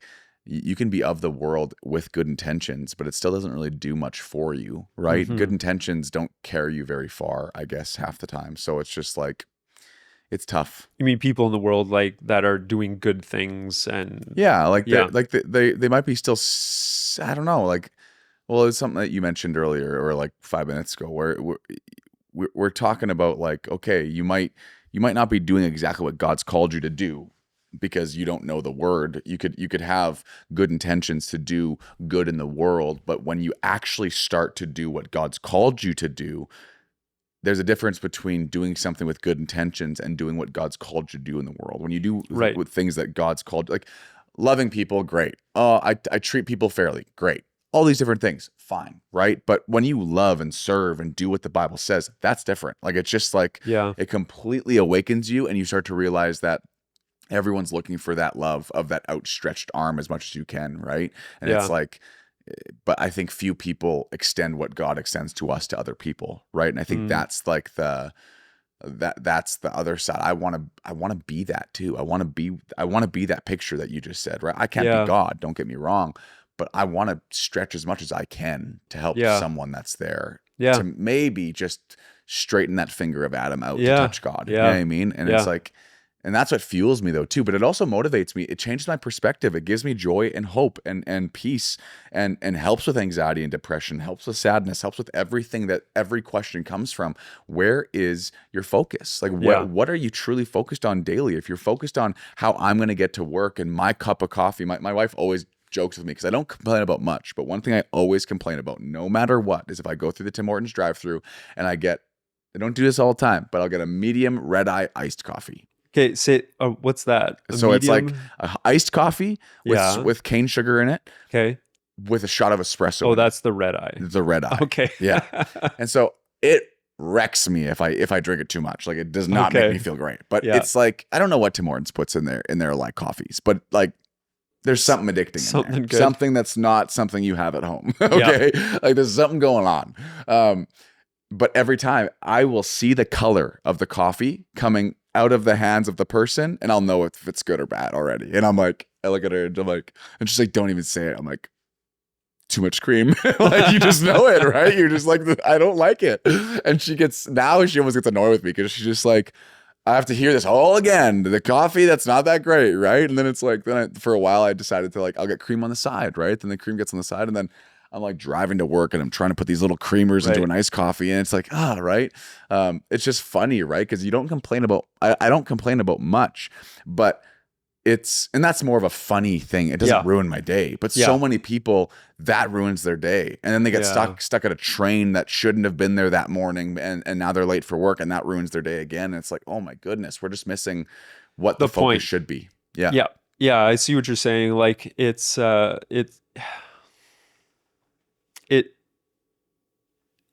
those things, big or little, can really distract you from what you're actually supposed to be doing, which is smiling at the person who handed you. Because I guarantee you, those Tim Hortons drive-through workers, they catch a lot of crap every day. Oh, 90% crap, I bet you. Oh, yeah. And so whether or not the color is quite right might distract you from like, oh, maybe I'm supposed to smile at the person and say, thank you very much. Like, even if they're not going to say it back, that I find it hilarious.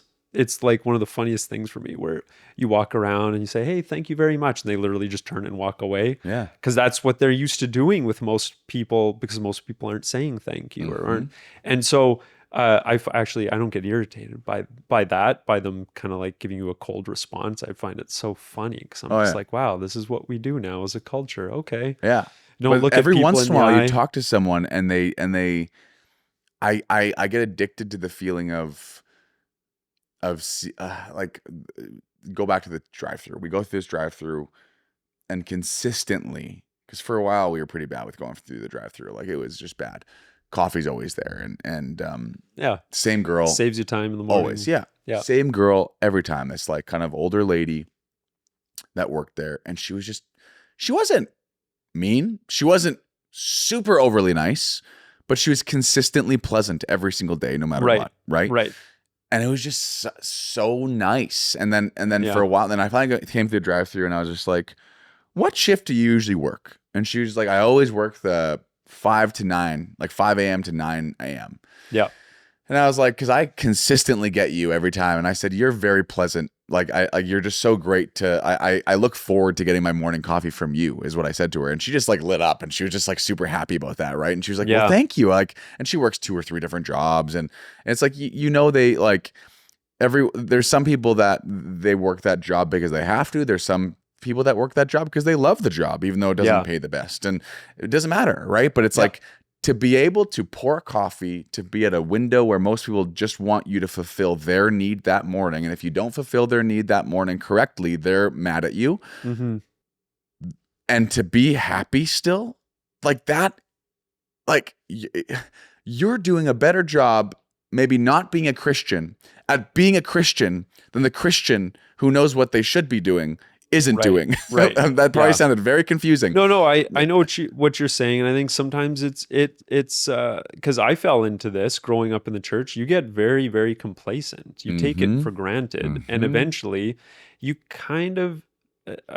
I'm using general terms, but I can speak specifically for myself. You take it for granted. You don't realize what you have in the community, in the teaching, in the peace and the comfort, and you can start to kind of like let go of how incredible that is and how valuable that is. 100%. And if you remind yourself, which just means remind yourself, if you're grateful, um, you kind of go through everyday interactions with people differently, right? Mhm. You can like, you're not in a rush because you're just like, whatever, like there's a long lineup. I'm gonna make jokes with the other people in line, Yep. or I'll chat with the person who's letting people through to different tills or Yep. whatever, right?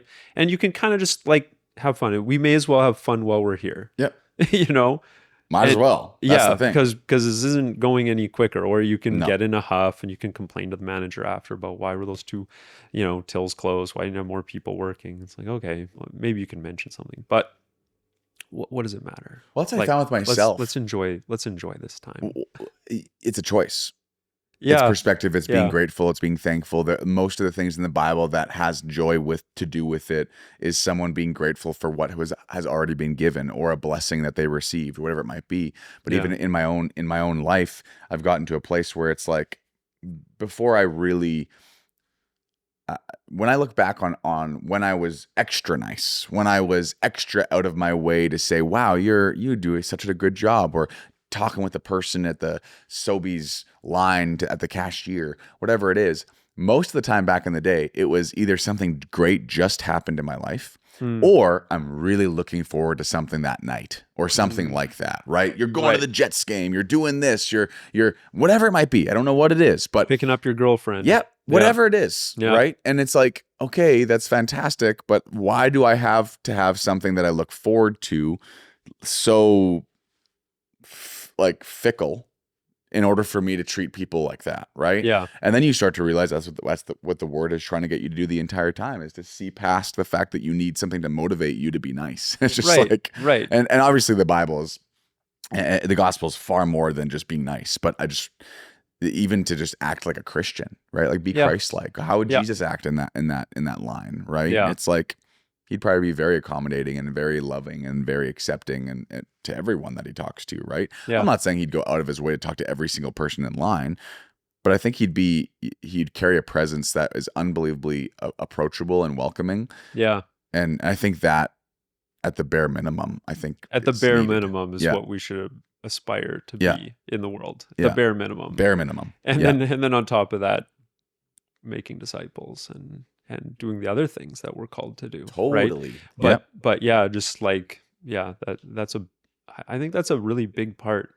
I don't know if in all times, but at this time, that's a big part of being Christ-like, Mm-hmm. right? In a culture where people are really struggling. There's a lot Mm-hmm. of struggle. You can hear social scientists talk about it, psychologists talk about it, medical professionals talk about Mm-hmm. it. Lots of people talk about how in a variety of metrics, people are struggling. Yep. And the fact that with so little, you can reach into someone else's life, right? You can reach out like that one finger, right? You can reach out to people and hope that they reach out to touch you, right? And connect with you. It just takes so little, Mm-hmm. right? And it just takes you kind of taking your eyes off yourself Mm-hmm. and looking around and saying like, oh, who can I give a nice comment to or whatever. And man, that the fact that that's strange nowadays is great, because it means we don't have to work hard to stand out. Mm-hmm. That's you know, fantastic. it's I've great. said that multiple times. Yep. Yep. About church, how easy our job is right now, because Yeah. most people that are away from God would say their life isn't the greatest right now. A lot of people. Yeah, there's a lot of difficulty in the world. I heard someone say once that like the death of like widespread Christian belief in the West kind of led to like people still lived out their Christian beliefs, or the Christian beliefs without kind of believing as And God. in God, Yeah. right? For a little while, but eventually you kind of run out of you're running on fumes, and Yep. eventually you run out of gas completely, and then you're kind of empty, right, as a culture. And yeah, I see like the ground is like so ready for a Oh. harvest. Like Yeah. it's incredible as you look around. I talk to people. It's so easy. People are so open. When Especially you look if you're at normal. yeah, Like, if you yeah, can talk to anyone if you're just like, you don't have an agenda. Yeah. Like your agenda is to be kind and approachable and treat that person with value. Yeah. And you'll be surprised how easy it is to evangelize, because they'll be Yeah. like, why are you talking to me like this? You know what I mean? Like, it just Right. doesn't make sense to me. Whereas maybe like 50, 60 years ago, when someone's coming out of like deep denominational hurt because of misteaching or whatever, you kind of have to like explain the difference between your denomination and their denomination, their misbelief, and try to talk about how actually God's like this right? That's not here anymore. No. No. Like that used to be kind of like, I remember one pastor saying like the concept of God as love was controversial at some point, because it was like, no, God's just judgment, and if something bad happens, he's judging you, right? So you had to, if you're meeting people that weren't Christian, you kind of had to like break down these arguments and break down a lot of walls. And now it's just like, hey, why don't you just come check it out? It's like, sure, I'll come check it out. You seem nice and normal. Yeah. All right, yeah. Like it's so much easier to talk about, I find today, like to talk about your faith, because you're not having to break down a ton of walls. No. And if you are, it's like they have church hurt, right? And you just go you just go the route of just saying, hey, just because the messenger hurt you does not mean the message hurt you, right? And there's a big difference there. Yeah. I don't like to scroll on. We've actually, me and Jess have stopped scrolling on Instagram. Like, I think she deleted everything because she was like, and my life's amazing, right? I still, I'm on it here and there, and there's some videos that circulate every once in a while on some of my pages that it's just this girl that calls the East Coast Canada people out of the blue, like just random dials in someone in Nunavut or something. Someone like you that. follow somewhere, like I don't follow her. Or she just pops up. She just pops up. Yeah. And she calls someone random, and she's just proving how nice the people are on the East Coast, right? And she'll have a long conversation. It's hilarious. Yeah. She's like, hey, how you doing? And they're like, good. How are you? He's good. And she just gets him going. So what are you having for dinner tonight? Right. And they just talk back and forth. Yeah. And then she gets them into like what they're doing tonight and how they're hanging out with a lot of the great friends they have. And it's like they're just so accepting of a kind voice and a welcoming tone, and just no agenda, right? It's just like, and what you doing there? Okay, great. This world that we live in would go, all right, well, how's your roof looking? I'm just calling from this roofing, and just like, oh, okay, there's the agenda, right? It's like, it's a sales pitch. Whereas this person, and then literally she'll end up like, all right, well, enjoy that night, dancing with your friends. Thank you so much. All right, they didn't even exchange names. Yeah, right. And it's just like, oh my gosh, how easy is it? For most people to have a good conversation with someone if you focus on what brings you together, what you're for, rather than what you're always against. You know what I mean? Yeah. And one other thing that I thought of before that I wanted to mention about the picture with God and Adam, and it's like, you don't even know. What goes deeper for me is that you don't even know the time frame of that. Is that after Adam pulled away a little bit, right? Is it before? So for me, it's like either way, you see God reaching down. And it to me, it just makes it that much deeper, whether it's before or after. It didn't change God's stretching to be there for you, right? You, even if Adam in that moment saying, I don't choose you, there's God still doing this. Absolutely. Right? Yeah. And it's like both ways. And I just think that's what makes me go, that's the unconditional love of God. Yeah. You know? Yeah. So, and I love that picture was painted 500 years ago. Right.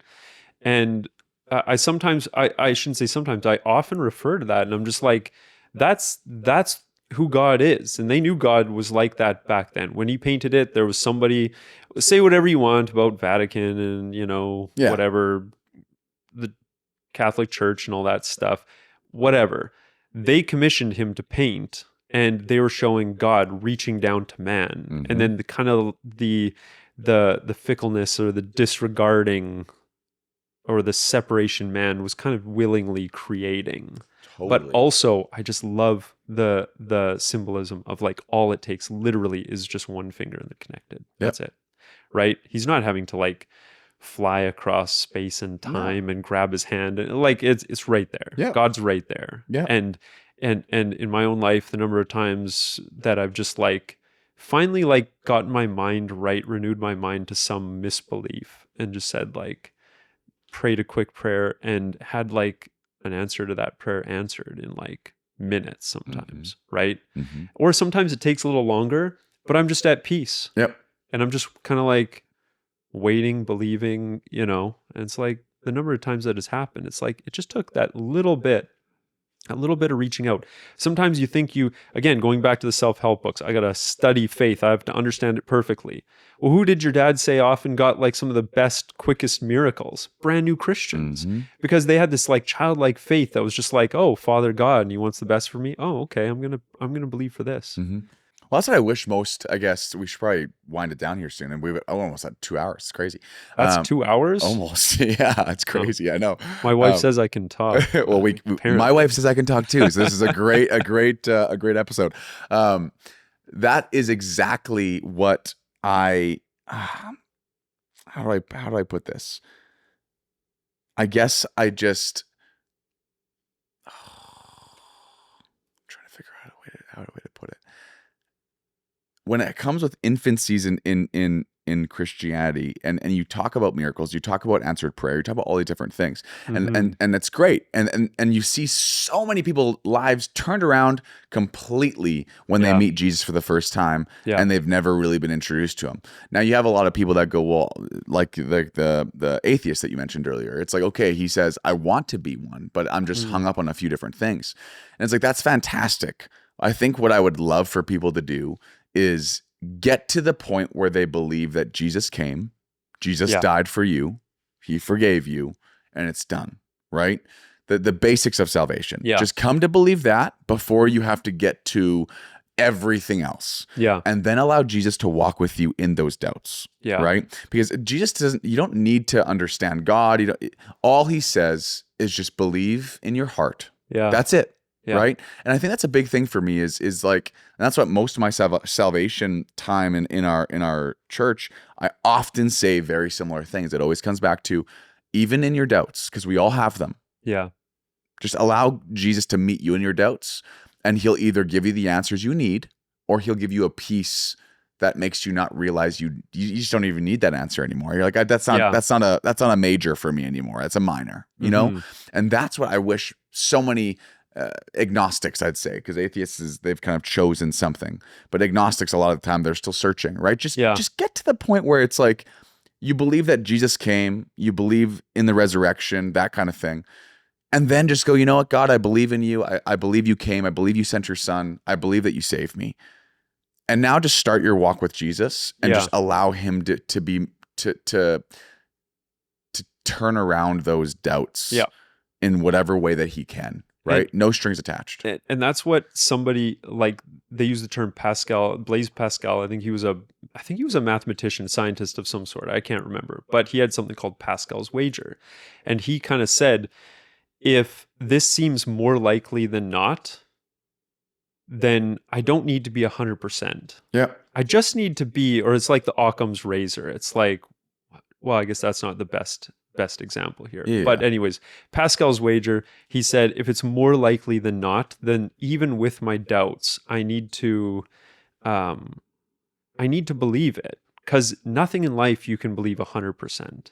You know, the more you look into the basis of belief, you have to take a lot of stuff on faith, right? Even as a scientist, you need to believe that your mind can actually rationally understand the data that you're interpreting, right? You have no basis for that without a belief in some higher power. But anyways, you do it anyways, right? Even as a non-believer, even as an atheist, you believe that you can reasonably look at the data and interpret from it truth from falsehood. But I like what Pascal says, if it's more likely than not, right, then I must believe it. And then I'm going to believe it, and then I'm going to move in that direction, right? And you can start to break down other untruths in your life and everything. But yeah, you don't have to have all the answers right away, and you're never going to have all the answers for eternity. You'll never have all the answers, right? Like, that's what relationship with God is. It's eternity. It's an eternal relationship with Him, and otherwise, life would get kind of boring, as your dad liked to say, just sitting on a cloud for the rest of playing a harp, sitting on a cloud, right? But the view we get of eternity is relationship. Relationship was broken, and relationship will come back together, right? And that's the promise. And something I got out of tying back to something you've been preaching about lately, but faith and hope, and I've been having a hard time with that. I know you want to wrap, but No, that's okay. hope was always something that was kind of like troubling for me. Mhm. And I realized through your teaching on hope that I kind of combined hope with faith. Yeah. And it was the same thing. So when I saw faith, hope, and love, but the greatest of these is love, I was like, okay, faith and love, but the greatest of these is love. Yeah. You know, hope was kind of this weird word. I didn't know where to put it. And I realized that we have faith because we trust God's character. We have faith because we trust that like you said, Christ rose from the dead, or lived, died, and was raised again, and seated at the right hand of the Father. Mhm. Our faith is based in that thing that happened, and we have trust that it's true, and we trust that Christ is who he said he was. Mhm. And hope is us believing that because he is true, his promise of eternal life will come, right? That's our hope. Mhm. And I started to realize, oh, okay, faith is a trust in God's character, and hope is kind of a belief in what he's promised us. And I was able through Maybe the expectation of it actually happening. Expectation, yeah. Yeah. That's expectation. And we have so that much more his hope than just promises- eternal. Yes. That's what I had to really figure out too Yeah. in my studying, because it's like, don't worry, you'll make it to heaven one day. Just keep hoping, And that's Right. where I was just like, well, what do you mean God says, like, yeah, we have a eternal hope, right? But it's like, for me, there was a big, it's more so the hope in everything he's promised for you on earth Yeah. to happen, right? But Yeah. sorry, I cut you off. Keep going. No. That's and that's just one example of faith and hope, right? Faith in God, but that faith in God's character. So that's faith in Christ leads to us to the hope of glory, right? Yep. But then you move, oh, okay, so the faith in the promises. So if you believe one promise, and I've always told people, like, if you can believe that one day you're going to be like in some sort of spiritual state and then have a recreated body on a new earth and all this stuff, and live an eternal relationship with God, if you can have that hope based on the character of, who Christ is, Yep. right? Why can't you believe for these other things? I know. Yeah. I Yeah. know it's a little scary if it doesn't happen exactly the way you think it did. Because But people why are not? scared of disappointment.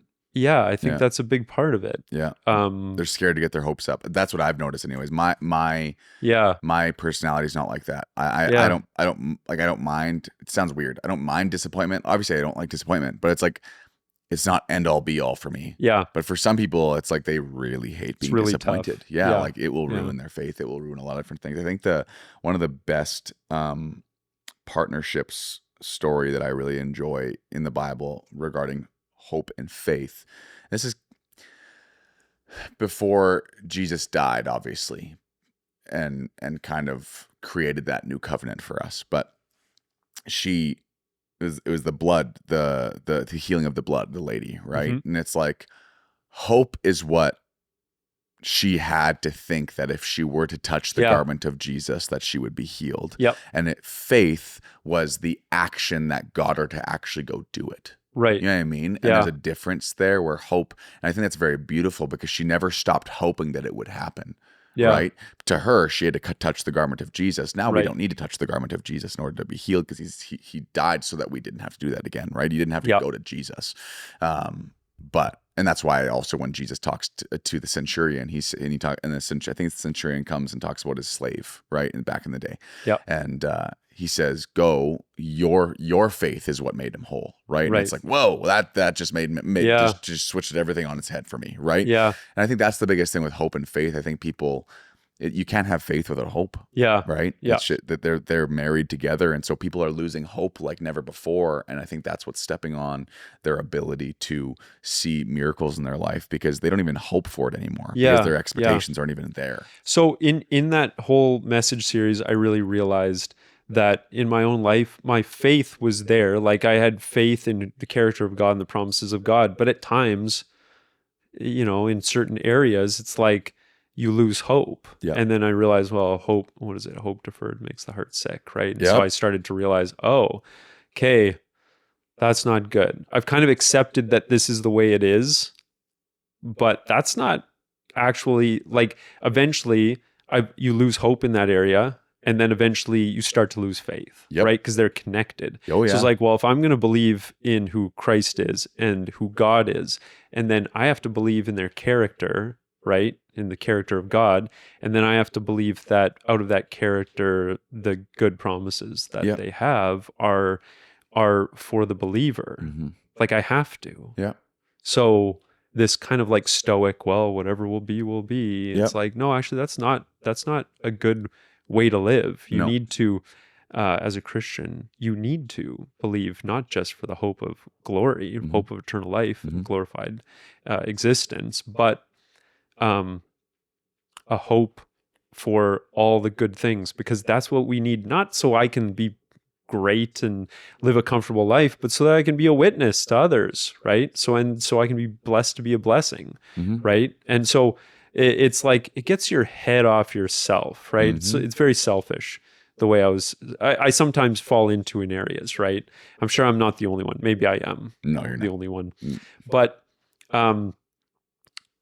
it just, yeah, it helped change my thinking, and I realized like, oh, maybe I shouldn't, like hope was always kind of this weird word for me in the scripture, and I had never really studied it. So when you said you're doing a 3-week series on hope or whatever it was, I don't know if you announced it was 3 weeks at the beginning, I was kind of like, this should be interesting. Yeah. Yeah. And then it really helped me kind of like break things down and think about it as like not an act of faith, but the difference between faith and hope, but how they're related. And that helped a lot. But Like, it's like, even in Noah, if you think about it, it's like his hope was in God, but the faith behind him building the ark was the action of building the ark. Yeah. You know what I mean? Right. And so there's the hope in there is just different. But it's like if you lose your business, so to speak, let's say some crazy thing happens and you lose your entire business, or it plummets, and it's like that's one thing. But even hope-filled people, they might say this business is not going under. God's got a better plan. It's like maybe God's better plan happens after the business goes under. Yeah. Maybe, right? Maybe it doesn't, but maybe it does. And the hope side of things is realizing that despite what you see is what you see, God's got a plan through this, and it's going to be better. And whose business is going to flourish better? The guy who loses his business over here and is disappointed for the rest of his life that he lost his business, or the guy that goes over here? Because most of the successful businessmen that I've ever met, they go, there it is what it is not out of what will happen, like an Eeyore comment. Yeah. There it is what it is I know God's good through loss and through gain, right? And so it's like for them, they're just like, to me, it's a win either way. Like that's where their hope takes them, and that really fired up something for me. Where I was like, that's a really good, speak to it, speak to the mountain. The Bible says, declare the promises. Absolutely, never stop doing that, but don't get so close-minded to think that the only way that God can bless you is through this one little tiny avenue that means so much to you. When in reality, He's going to open up the highway for you. You know what I mean? Yeah. There's a different side there that I think Christians would really, really benefit from if they stopped thinking that they could only trust God through a tiny little way of Him coming through to you, if that makes sense, right? So, no, I don't know. You didn't have any questions regarding the hope thing. You mentioned that earlier, but no, okay. That was my only thing. I was like, oh, okay, faith and hope. Like, I need to work on these two things. Like the understanding the difference, that they're similar, but or sorry, they're related, but they're a little bit different, right? They act in different ways. Yeah. And I kind of started just researching it and trying to think about it and trying to take a look at verses and kind of almost do my own amplified version of the verses and kind of play around with it. And it was it was very helpful. It was a good series that was kind of like a series. I was waiting for the word faith to pop in, and it was like about hope. Yeah. You know, and so I was like, okay, this is, people always say, oh, our hopes and prayers are with you. And it's kind of this trite saying. Yeah. But that's actually a really nice thing to say. Yeah. You know, I think people kind of say that's like a trite thing to say. Yeah. But because I think it is for a lot of people. I think it is. But the bulk of it behind it, if you have someone well-meaning, it's a very beautiful thing to say. Yeah. And so in my mind, I was like, I think I'm going to start saying like genuinely to people that I know, like I'm hoping and praying. Yeah.